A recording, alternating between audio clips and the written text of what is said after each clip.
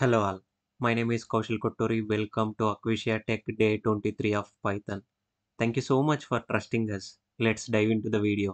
మనము నిన్న అనుకున్నాం కదా ఈరోజు కొన్ని ప్రాబ్లమ్స్ సాల్వ్ చేద్దామని. అందులో ఫస్ట్ ప్రాబ్లం ఏంటో చూడండి. ప్రాబ్లమ్ స్టేట్మెంట్ ఏంటంటే యూజర్ దగ్గర నుంచి ఒక నంబర్‌ని తీసుకోవాలా.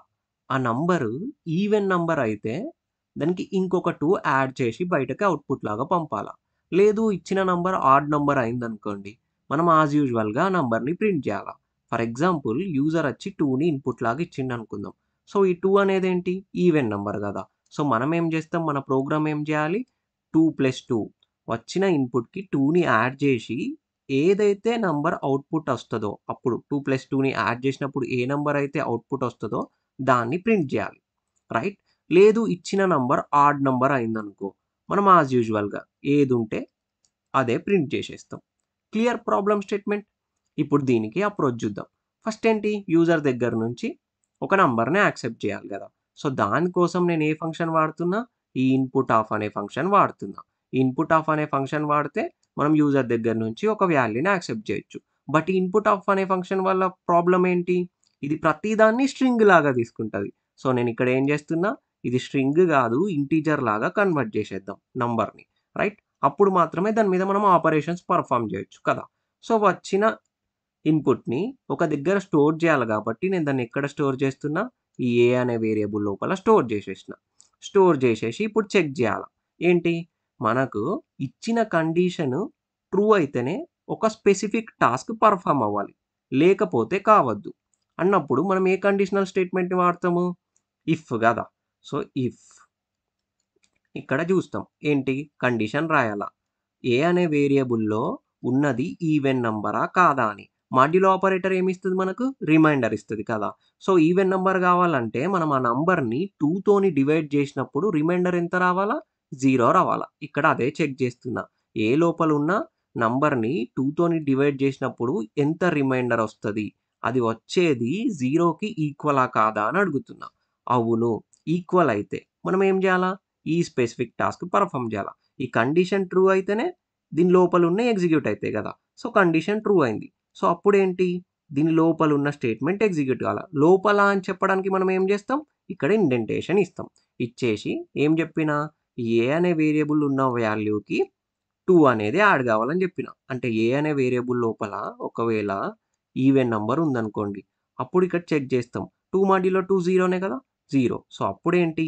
ఆ ఏ అనే వేరియబుల్ ఉన్నదానికి 2 అనేది యాడ్ గావాలని జెప్పిన. ఇప్పుడు ఇది ఎంతయిపోయింది? 4 గదా! నెక్స్ట్ ఏమని జెప్పిన?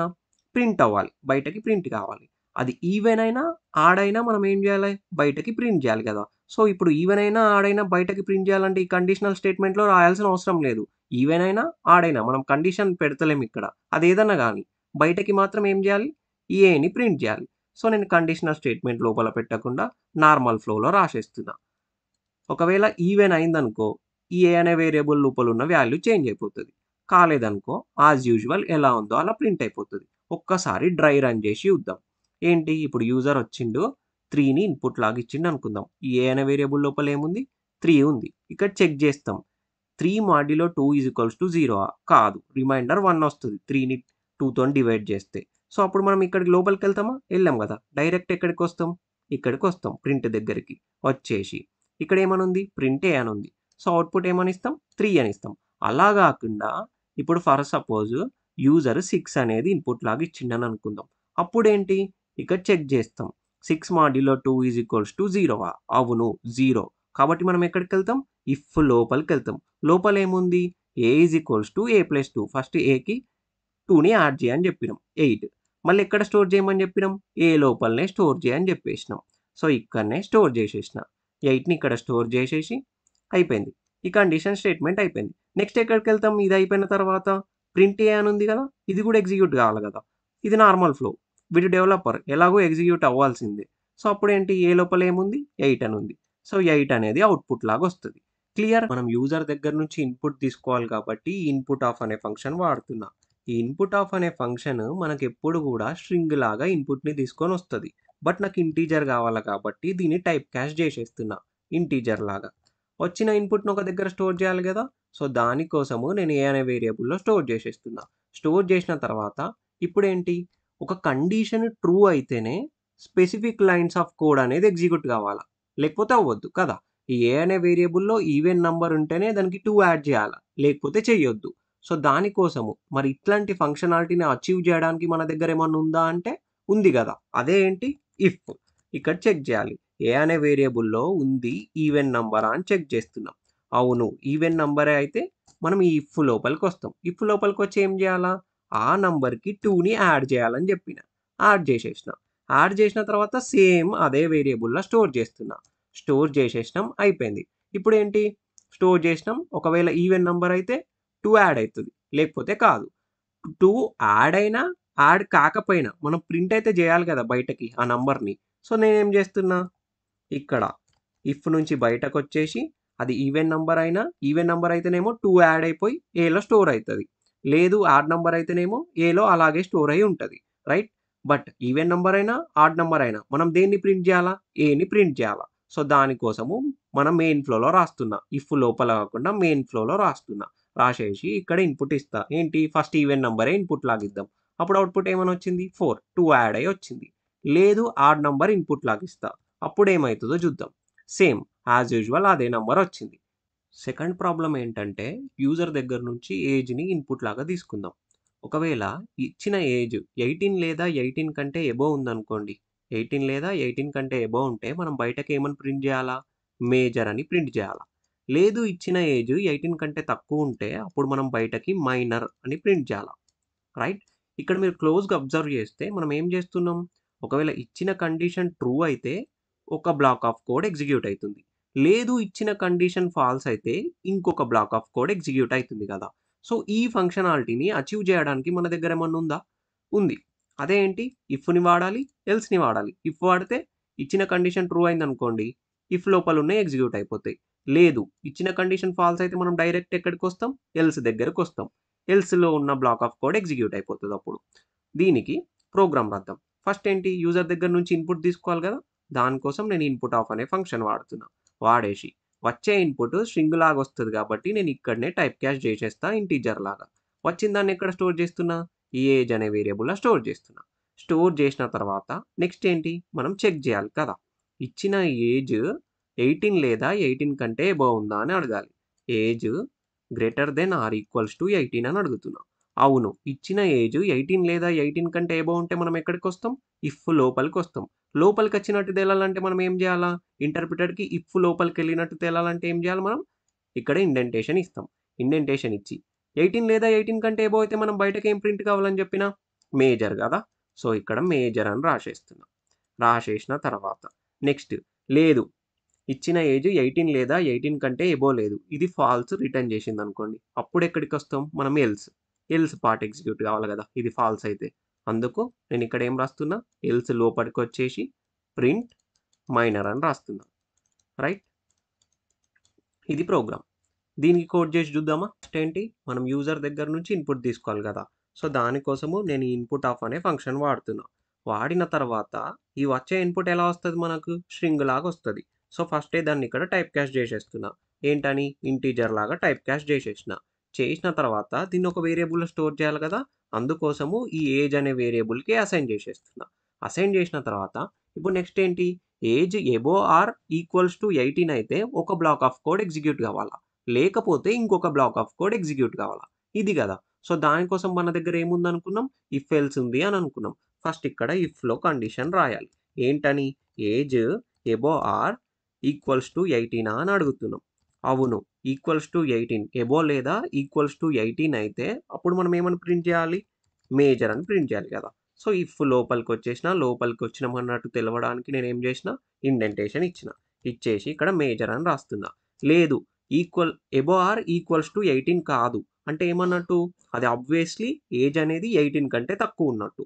సో, మనం ఇప్పుడు ఎక్కడికొస్తాము? కండిషన్ ఫాల్స్ అయితే ఎల్స్‌కొస్తాం. ఎల్స్ లోపలున్న స్టేట్మెంట్స్ ఎగ్జిక్యూట్ అయితాయి గదా! సో, మనకిప్పుడు తెలిసిపోయింది. ఏజ్ అనేది అబోవ్ ఆర్ ఈక్వల్స్ టు 18 కాకపోతే ఏమన్నట్టు ఆబ్వియస్‌లీగా అది 18 కంటే తక్కువుండినట్టు. సో, అప్పుడు మనం ఎక్కడికొచ్చేసినాం? ఎల్స్‌కొచ్చినాం. ఎల్స్‌కొచ్చి ఇక్కడ రాస్తాం. ఏంటి? Print minor. రైట్? మైనర్ అని రాసేసినాం. ఇప్పుడు దీన్ని ఎగ్జిక్యూట్ చేద్దాం. ఎగ్జిక్యూట్ చేస్తే ఏంటి? ఫస్ట్ ఏజ్ ఇన్‌పుట్ లాగా ఇయ్యాలి కదా! ఫస్ట్ ఏమని ఇస్తున్నా? 19 అని ఇస్తున్నా. 99 ఇస్తే ఈయన ఏమని చెప్పిండు? మేజర్ అని చెప్పిండు. లేదు ఒక ఆయన ఏజ్ 12 ఉందనుకుందాం. అప్పుడు ఏం చెప్తాడో చూద్దాం. మైనర్ అని వస్తుంది. క్లియర్? థర్డ్ ప్రాబ్లమ్ ఏంటంటే యూజర్ దగ్గర నుంచి మార్క్స్ తీసుకుందాం. ఆ మార్క్స్‌కి ఒక గ్రేడ్ అసైన్ చేద్దాం. ఎలా అంటారా? యూజర్ మార్క్స్ 91 నుంచి 100 మధ్యలో ఉన్నాయనుకోండి. అప్పుడు ఓ అని గ్రేడ్ ఇవ్వాలి. లేదు యూజర్ మార్క్స్ 81 నుంచి 90 మధ్యలో ఉంటే ఏ గ్రేడ్ అన్నట్టు. అలా గాకుండా యూజర్ మార్క్స్ 71 నుంచి 80 మధ్యలో ఉందనుకోండి. అప్పుడు బి గ్రేడ్ అన్నట్టు. అది గూడా గాకుండా 61 నుంచి 70 ఉంటే 61 నుంచి 70 మధ్యలో ఉంటే సి గ్రేడ్ అన్నట్టు. లేదు 51 నుంచి 60 మధ్యలో ఉంటే డి గ్రేడ్ అన్నట్టు. రైట్? ఇవి గాకుండా అంటే 51 కంటే తక్కువుంటే ఇంకా వాళ్ళు ఫెయిల్ అన్నట్టు. రైట్? ఎఫ్ అనే గ్రేడ్ ఇవ్వాలి. ఇప్పుడు మీరిక్కడ క్లోజ్‌గా అబ్జర్వ్ చేస్తే మనం ఏం చేస్తున్నాము? ఫస్ట్ ఒక కండిషన్ చెక్ చేస్తున్నాము. చెక్ చేసి అది ట్రూ కాకపోతే ఇంకొక కండిషన్‌కెళ్తున్నాం. అది కూడా ట్రూ కాకపోతే ఇంకొక కండిషన్. ఇలా చెక్ చేస్తూ వెళ్తున్నాం. అంటే ఇక్కడ మల్టిపుల్ కండిషన్స్‌ని చెక్ చేస్తున్నాం. ఒకటి కాకపోతే ఇంకొకటన్నట్టు. కదా! సో, ఇప్పుడు దీనికి అప్రోచ్ రాద్దాం. అప్రోచ్ రాసే ముందు నేను ఒక క్వెషన్ అడుగుతా మీకు. ఏంటి? ఇప్పుడు ఏదైనా నంబర్ ఇచ్చిన, ఆ నంబరు 91 నుంచి 100 రేంజ్‌లో ఉందా అని మీరెలా కనుక్కుంటారు? నార్మల్‌గా ఏం రాస్తాం ఫస్ట్ నేనేమని చెప్పినా 91 నుంచి 100 మధ్యలో అని అన్నా. సో, ఫస్ట్ అంటే ఏం రాస్తాం మనము? ఎక్స్ అనేది మార్క్స్ అనుకోండి. X greater than or equals to 91 అని రాస్తాం. Right? X greater than or equals to 91 అని ఉంది కదా! ఇప్పుడు చూడండి. నేను ఒక మార్క్స్ ఇస్తా. ఏంటి? 95 ఇచ్చిన ఎక్స్ ఈజ్ ఈక్వల్స్ టు ఈ కండిషన్ ట్రూవా? ట్రూయే. ఎక్స్ ఈజ్ ఈక్వల్స్ టు 100 ఇచ్చిన. ఈ కండిషన్ ట్రూవా? ట్రూనే. ఎక్స్ ఈజ్ ఈక్వల్స్ టు 200 ఇచ్చిన. ఈ కండిషన్ ట్రూవా? ట్రూయే కదా! 200 అనేది 91 కంటే పెద్దది. బట్ నేనేమని చెప్పినా రేంజ్ ఎక్కడి నుంచి ఎక్కడి వరకు ఉండాలా? 91 నుంచి 100 మధ్యలో మాత్రమే ఉండాలని చెప్పిన. సో, ఇదొకటే రాస్తే సరిపోతదా? ఇప్పుడు నేను ఎక్స్ ఈజ్ ఈక్వల్స్ టు 300 ఇస్తా. అప్పుడు కూడా ఇది ట్రూయే అయితది కదా! సో, దానికోసము నేను ఇంకొకటి స్పెసిఫై చేయాలా. సో, దానికోసం నేనేం వాడాలా? ఈ అండ్ అనే లాజికల్ ఆపరేటర్ వాడాలా. ఇప్పుడు ఏమని చెప్తున్నామంటే 91 కంటే పెద్దగుండి మరియు 100 కంటే చిన్నగుండాల. Less than or equals to 100 అని జెప్పాల. సో, అప్పుడు మాత్రమే మనం ఈ రేంజ్‌లో ఉన్నదా లేదా అని చెక్ చేసినట్టనమాట. ఇప్పుడు ఇదే ఎగ్జాంపుల్ తీసుకోండి. ఎక్స్ ఈజ్ ఈక్వల్స్ టు 300 అవును. ఫస్ట్ ఇక్కడికొస్తాం. X is equals to 300 greater than 91 కదా! దాంతో పాటు మరియు and x less than or equals to 100 అని రాసినాం. 300 less than or equals to 100 కాదు గదా! So, false. True and false ఉన్నప్పుడు మనకేమొస్తది? ఫాల్సే వస్తది. ఇప్పుడు అట్లా గాకుండా 95 వచ్చిందనుకోండి. అప్పుడేం చెక్ జేస్తాము? X greater than or equals to 91 అవును. So, true. And x less than or equals to 100 అవును. True, true. సో, అప్పుడేమని బయటకు ప్రింట్ అయితది? ట్రూయే గదా! అండ్ ఆపరేటర్ వాడితే. సో, అప్పుడు ఇదేంటి? ఈ నంబరు ఈ రేంజ్‌లో ఉందని మనం ఫిక్స్ అయిపోతాం. క్లియర్? ఇప్పుడు దీనికి అప్రోచ్ రాద్దాం రండి. ఫస్ట్ ఏంటి? యూజర్ దగ్గర నుంచి మార్క్స్ అడగాలి. మార్క్స్ అడగాలి కాబట్టి నేను ఈ ఇన్‌పుట్ ఆఫ్ అనే ఫంక్షన్ వాడుతున్నా. వచ్చే మార్క్స్‌ని ఇక్కడ ఇంటిజర్ లాగా కన్వర్ట్ చేసేస్తా. కన్వర్ట్ చేసేసి దాన్ని ఈ ఏ అనే వేరియబుల్‌లో స్టోర్ చేసిన. ఇప్పుడు ఫస్ట్ చెక్ చేస్తా. ఏంటి? ఇఫ్ 91 నుంచి 100 మధ్యల. So, A greater than or equals to 91 and A less than or equals to 100. 91 నుంచి 100 మధ్యలుంటే అప్పుడు నేనేమి ఉంటే ఎక్కడికొస్తా? ఇఫ్ లోపలికొస్తా. సో, ఇక్కడ ఇండెంటేషన్ ఇస్తున్నా. ఇచ్చేసి ప్రింట్ ఏమని రాస్తున్నా ఇక్కడ? ఓ గ్రేడ్ అని పెడుతున్నా. లేదు అలా గాకుండా నెక్స్ట్ ఏ కండిషన్‌ని చెక్ జేయాలా మనము? 81 నుంచి 90 మధ్యలో ఉందేమో చెక్ జేయాల. అంటే ఇచ్చిన మార్క్స్ ఈ రేంజ్‌లో లేకపోతే నెక్స్ట్ ఎలిఫ్ నెక్స్ట్ ఎక్కడి నుంచి ఎక్కడి దాకా ఉండాలని చెప్పిన 81 నుంచి 90 మధ్యలో ఉందేమో చెక్ చేయాల. Right? Less than or equals to 90 అని పెట్టినాం. ఒకవేళ ఉంటే ఈ ఎల్ఇఫ్ లోపలికి వస్తాం కదా! సో, అప్పుడు ఏమని ప్రింట్ చేయాలని చెప్పిన? ఏని ప్రింట్ చేయాలని చెప్పిన. సో, ఇక్కడ ఏ అని వస్తది. అలా కాకుండా నెక్స్ట్ ఇచ్చిన మార్క్స్ అనేటివి 71 నుంచి 80 మధ్యలో ఉంటాయి. అప్పుడేంటి మన గ్రేడ్? ప్రింట్ బి కదా! ఇప్పుడు ఇది గూడా కాలేదనుకోండి. మళ్ళీ ఇంకొక కండిషన్ చెక్ జేయాల. సో, దానికోసం నేనేం వాడుకుంటా? మళ్ళీ ఇంకొక ఎలిఫ్ వాడుకుంటా. వాడుకొని a greater than or equals to 61 నుంచి 70 మధ్యలో ఉంటే ఏ గ్రేడ్ అని జెప్పిన మనము? C grade. Right? Sorry. C grade అన్నట్టు. లేదు ఇది గూడా కాలేదనుకోండి. అప్పుడు మళ్ళీ ఇంకొక కండిషన్ చెక్ జేయాలా? అదేంటి ఎలిఫ్ మరి 61 నుంచి 70 మధ్యలో కూడా లేవు కదా, సో ఈ రేంజ్లో చెక్ చేయని చెప్తాం. 51 నుంచి 60 మధ్యలో ఉందేమో చూడు అని చెప్తాం. ఒకవేళ ఉంటే అప్పుడు మన గ్రేడ్ ఏమన్నట్టు, ఇండెంటేషన్ ఇవ్వాలి ఖచ్చితంగా, డి అన్నట్టు, రైట్. ఇవి ఎవ్వి కావు, ఇంకా 51 కూడా కాదు. 51 నుంచి 60 మధ్య లేదు, 61 నుంచి 70 మధ్య లేదు, 71 నుంచి 80 మధ్య లేదు, అసలు 81 నుంచి 90 మధ్యలో కూడా లేదు, 91 నుంచి 100 మధ్యలో కూడా లేదు. ఇవి ఎవ్వి కాదంటే అప్పుడు మన మార్క్స్ ఎలా ఉన్నాయి అన్నట్టు, 50 కంటే తక్కువ ఉన్నట్టు కదా. 100 కంటే ఎక్కువ ఎలాగూ ఉండదు, 100 మార్క్స్కే పేపర్ సెట్ చేస్తాం మనము. 100 కంటే ఎక్కువ ఎలా ఉండదు కాబట్టి మనం ఇక్కడ ఏం చేస్తాం, ఒకవేళ 51 కంటే తక్కువ ఉంటే అప్పుడు ఏమన్నట్టు ఎల్స్ కేసులకు వస్తాం. ఇక 51 కంటే ఎంతన్నా తక్కువ ఉండని, ఇక ఇవి కావు కదా, సో అప్పుడు అడిగినా ఖచ్చితంగా ఫెయిలే అన్నట్టు.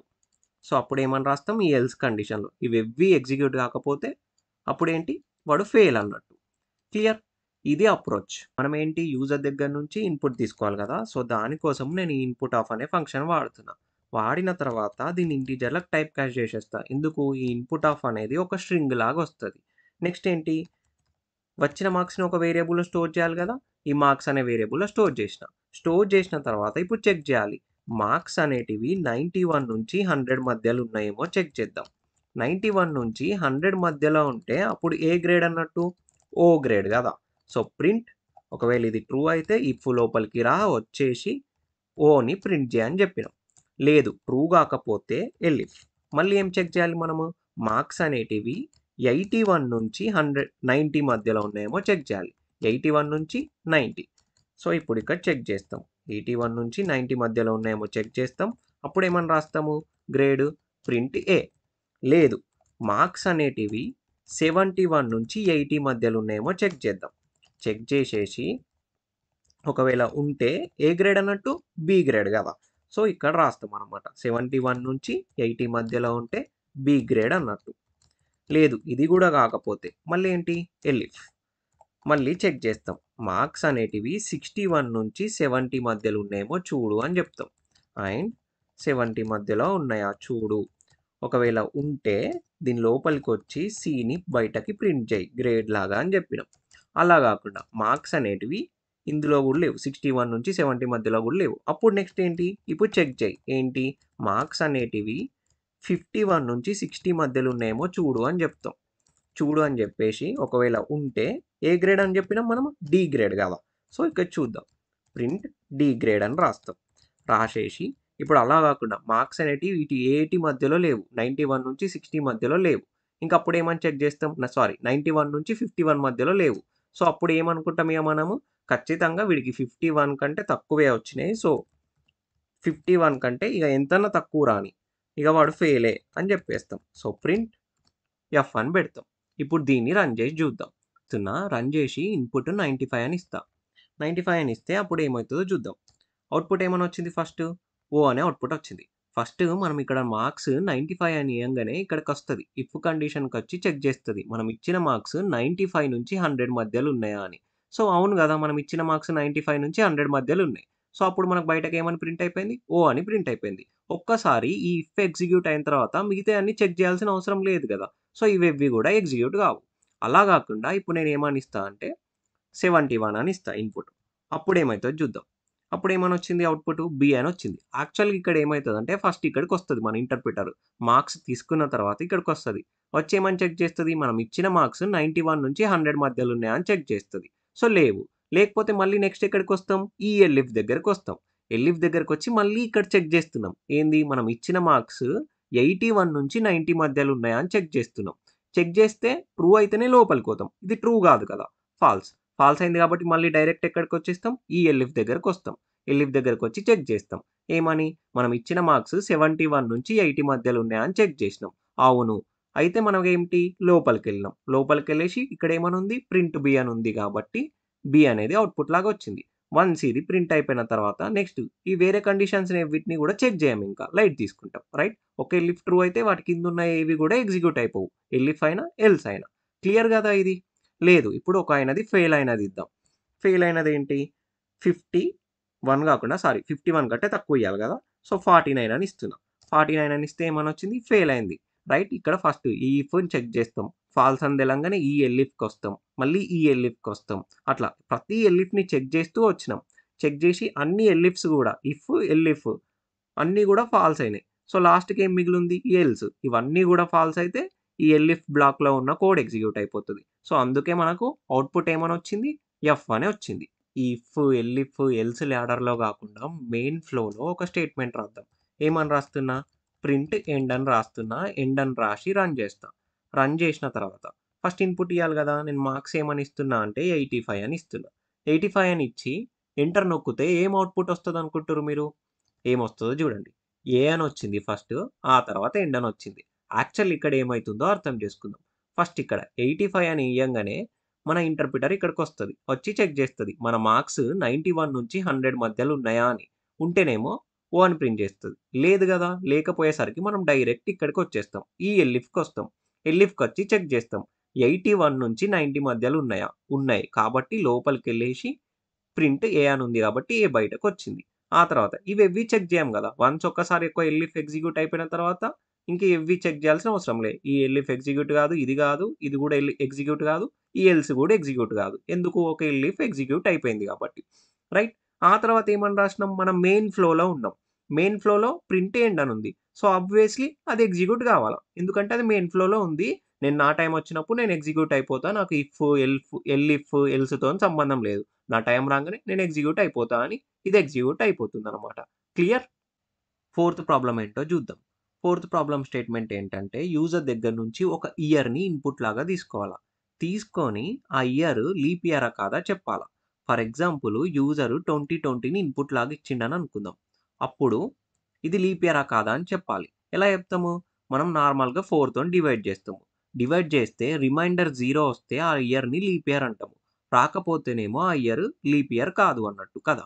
సో, ఫస్ట్ ఇక్కడ చెక్ చేద్దాం. 4 ones are 4, 4 fives are 20, 0, 4 fives are 20. So, మనకు రిమైండర్ ఏమనొస్తుంది? 0 వస్తుంది. కదా! సో, ఈ ఇయర్ లీప్ ఇయర్ అని చెప్తాం. అలా కాకుండా యూజర్ 2021ని ఇన్‌పుట్ లాగా ఇచ్చిండని అనుకుందాం. అప్పుడేంటి? చెక్ చేద్దాం. 4 ఫైవ్స్ ఆర్ 20, రైట్? 0.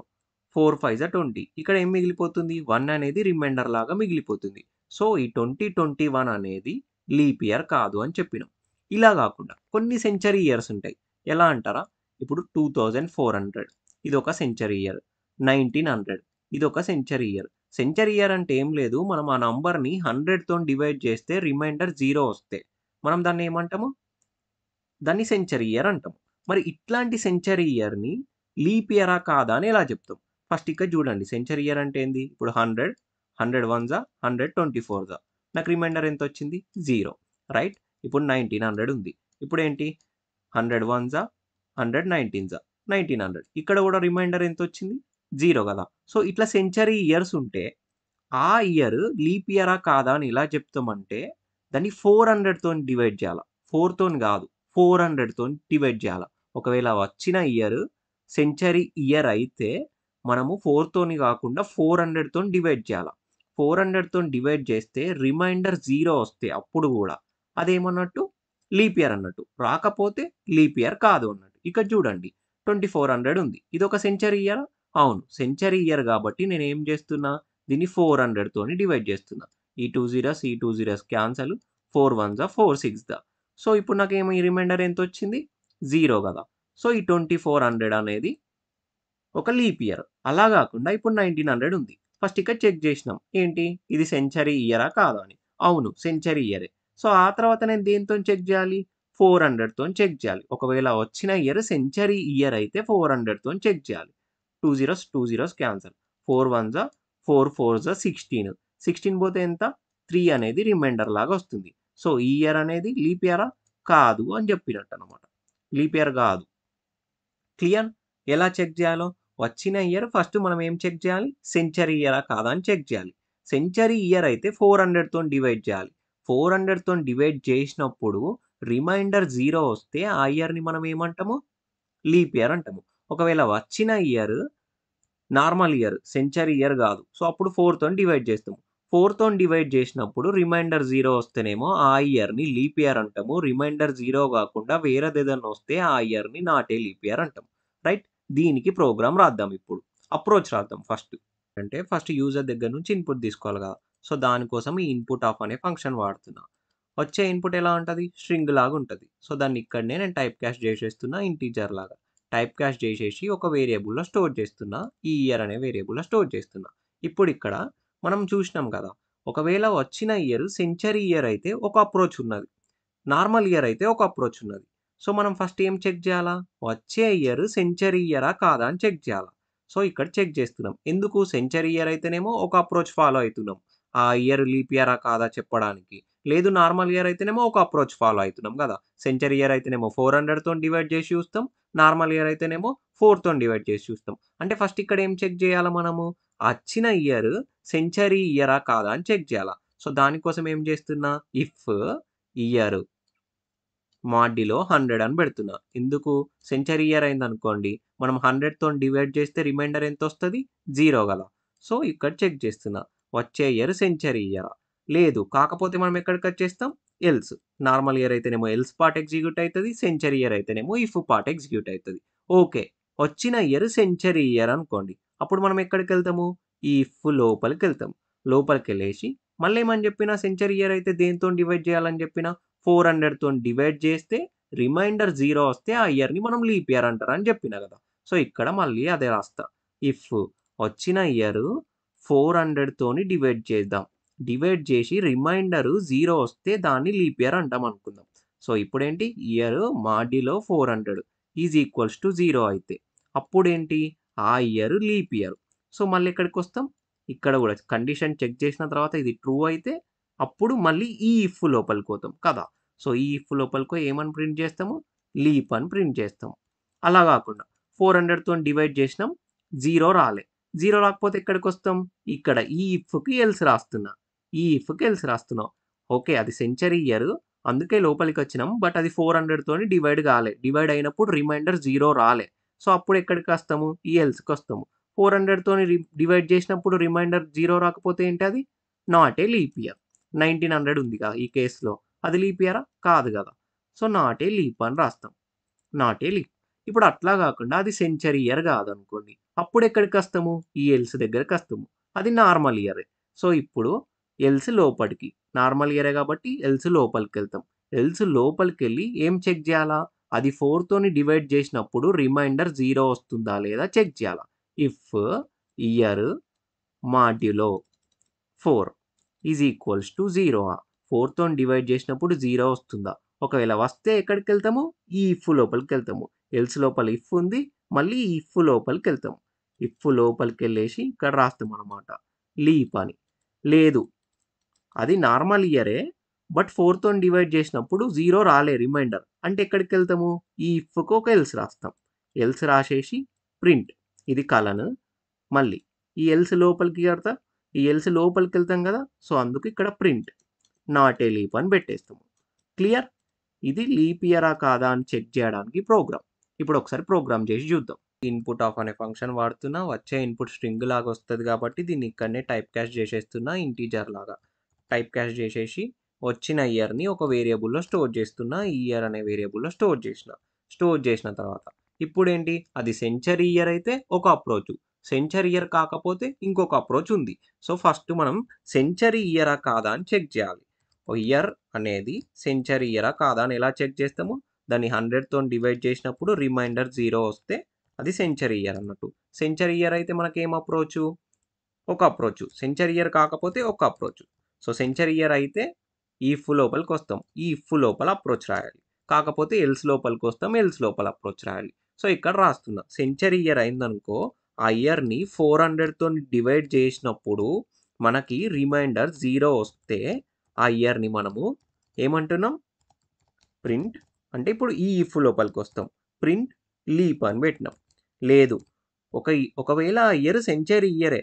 బట్ 400 తోని డివైడ్ కాలేదు. అంటే మళ్ళీ ఎక్కడికొస్తాము? ఈ ఇఫ్‌కి ఒక ఎల్స్ రాస్తామనమాట.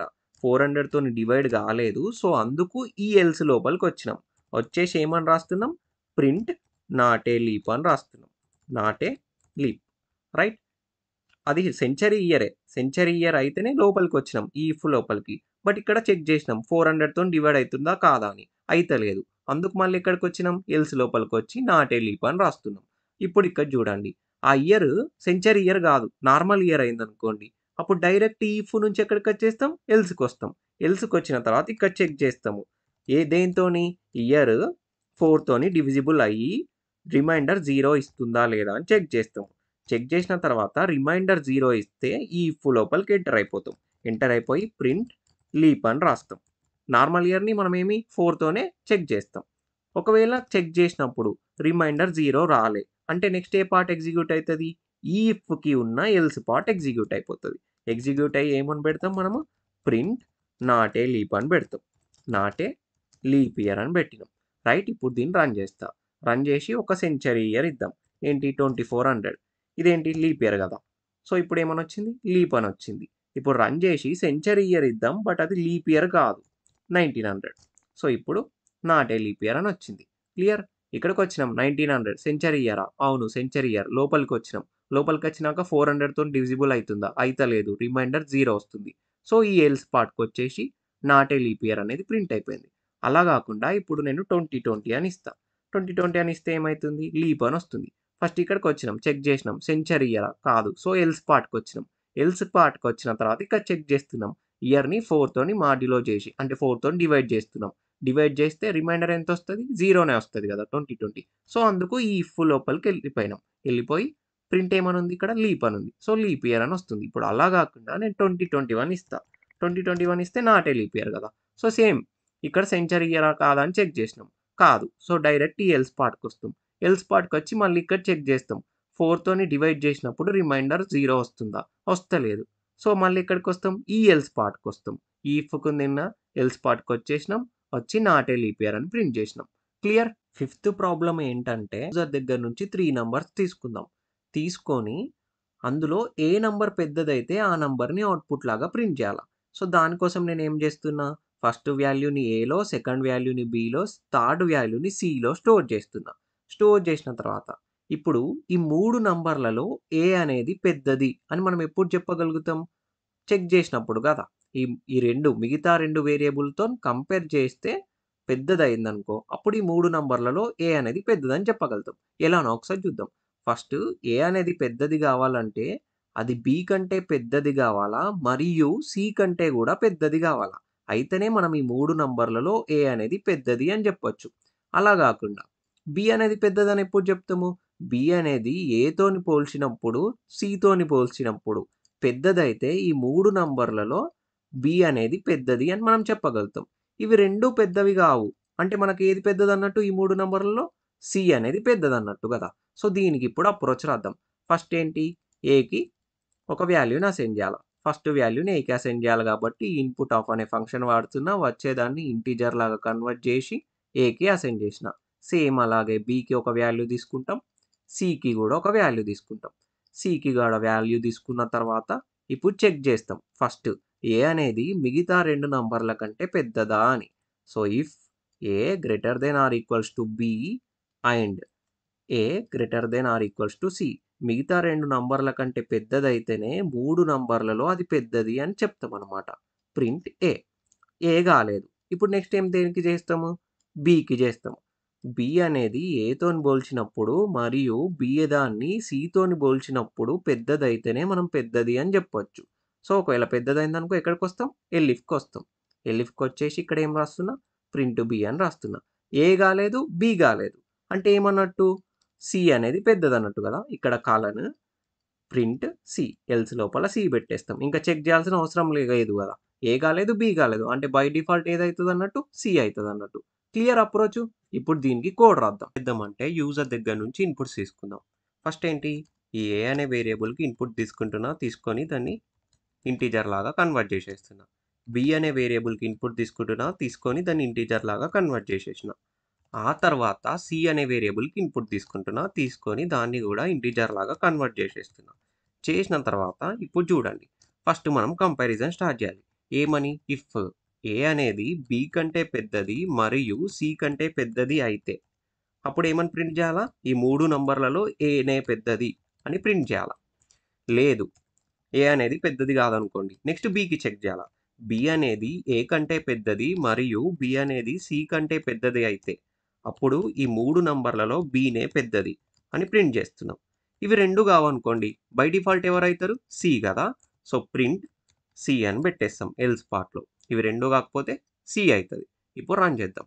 రన్ చేసి ఇక్కడ ఇన్పుట్స్ ఇయ్యడం స్టార్ట్ చేస్తా. ఏకేమో 4 ఇస్తున్నా, బికేమో 10 ఇస్తున్నా, సికేమో 1 ఇస్తున్నా. ఇచ్చిన తర్వాత ఈ 3 నంబర్లలో ఏది పెద్దది? 10 కదా! సో, 10 అనేది అవుట్‌పుట్ లాగా రావాలి మనకు. వచ్చిందా? వచ్చింది కదా! క్లియర్? మీరు క్లోజ్‌గా అబ్జర్వ్ చేయండి. మనం ఫస్ట్ ప్రోగ్రామ్‌లో ఏం జూసినాం? ఒక కండిషన్ ట్రూ అయితే ఒక బ్లాక్ ఆఫ్ కోడ్ ఎగ్జిక్యూట్ గావాలంటే మనం ఏం వాడినాం? ఇఫ్‌ని వాడినాం గదా! సెకండ్ ప్రాబ్లమ్‌లో ఏం జూసినాం? ఒక కండిషన్ ట్రూ అయితేనేమో ఒక బ్లాక్ ఆఫ్ కోడ్.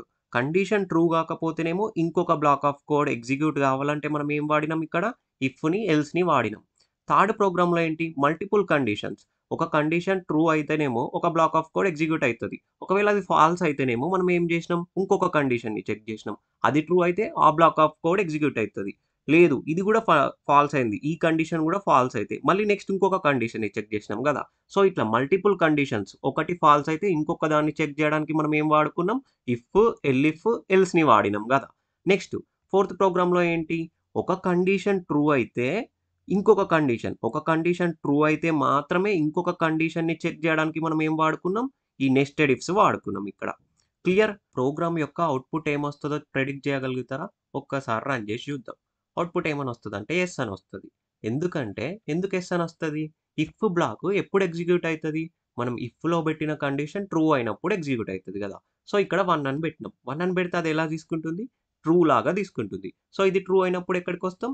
ఇఫ్ లోపలికొస్తాం. లోపలికొచ్చి ఇక్కడ ఏమనుంది? ప్రింట్ యెస్ అని ఉంది కాబట్టి ఇది అవుట్‌పుట్ లాగా వచ్చింది. ఇఫ్ బ్లాక్ ఎగ్జిక్యూట్ అయిన తర్వాత ఎల్స్‌కెళ్తామా? ఎళ్ళం గదా! ఇంకా. ఇఫ్ ఎగ్జిక్యూట్ అయితే ఎల్స్‌కెళ్ళం.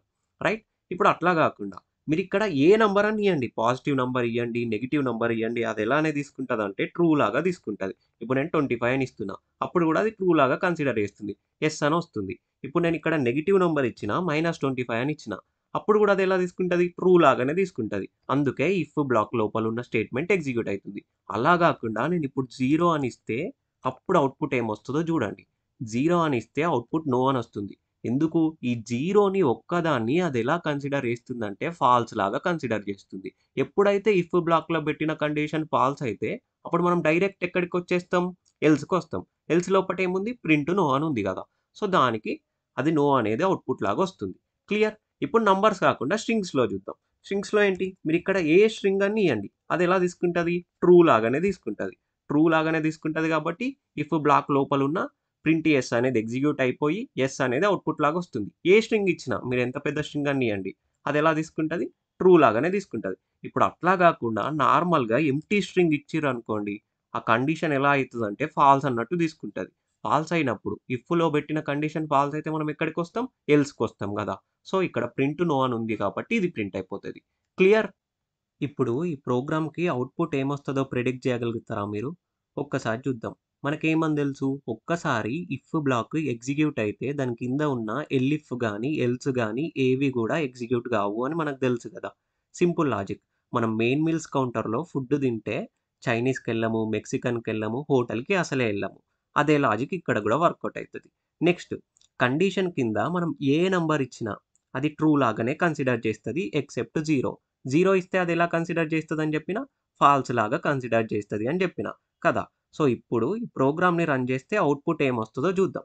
ఫస్ట్ ఏంటి? ఇక్కడ ఇఫ్ ఉంది. ఇఫ్ లోపల కండిషన్ కింద ఏముంది? ఒక నంబర్ ఉంది. ఆ నంబర్ ఏంటి? 1. సో, అదెలా కన్సిడర్ చేస్తది? ట్రూ. ఇఫ్‌లో బెట్టిన కండిషన్ ట్రూ అయితే మనం ఎక్కడికొస్తాం? ఇఫ్ లోపలికొస్తాం.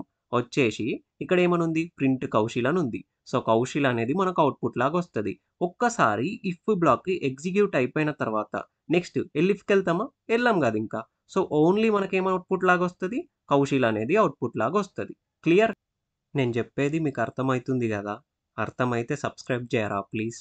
అట్లనే కింద డిస్క్రిప్షన్‌లో డైలీ ప్రాక్టీస్ టెస్ట్ లింక్ ఉంటది. ఎళ్లి తప్పకుండా అటెంప్ట్ జేయండి. Thank you so much.